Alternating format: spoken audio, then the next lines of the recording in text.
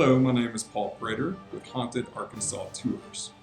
I want to share another story of one of the locations in Argenta. Now, if you've been downtown on Main Street, you undoubtedly have noticed the beautiful Victorian home that's known as the Baker. Right now, it's a bed and breakfast, and you can stay there through Airbnb, and I would invite you to not only check it out, but stay a night. It's reputed to be haunted, so who knows what you might encounter. But I want to tell you a bit about the history.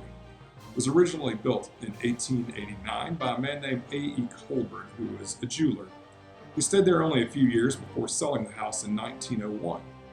Some say that he went to Alaska to prospect for gold, and the last that anyone heard of him was in 1910 when he showed up in the census in Seattle. Between 1901 and 1916, the house went through several purchases before it was bought by C.J. and Annie Baker in 1916. Mr. Baker, whom the home was named after, was the principal at Ozone High School and then moved to North Little Rock, where he became the superintendent for the North Little Rock School District. He also owned a pawn shop in Argenta on Washington Street. The house was occupied by his daughter until 1977. There used to be a brass plaque in front of that house that told a different history. It said that that house was owned by a black jockey, a man by the name of Lonnie Clayton.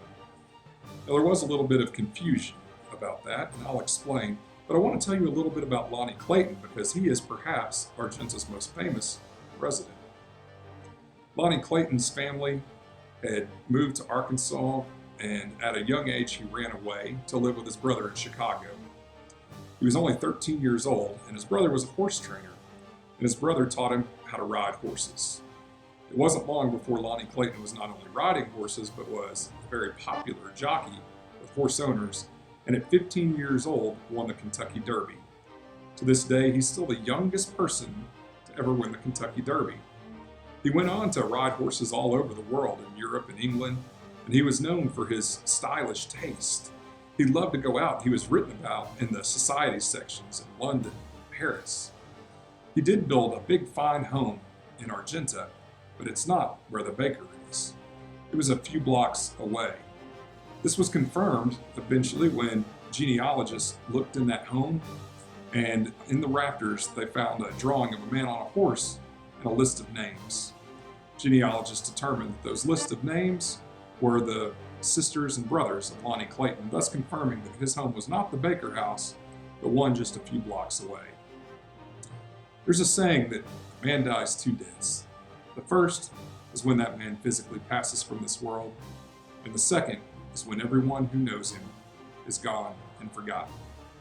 But by telling names and telling stories, in a manner of speaking, we keep those people alive. So I tell this story to keep alive the name and the history of Lonnie Clayton. Thank you, and I hope to see you guys on some tours.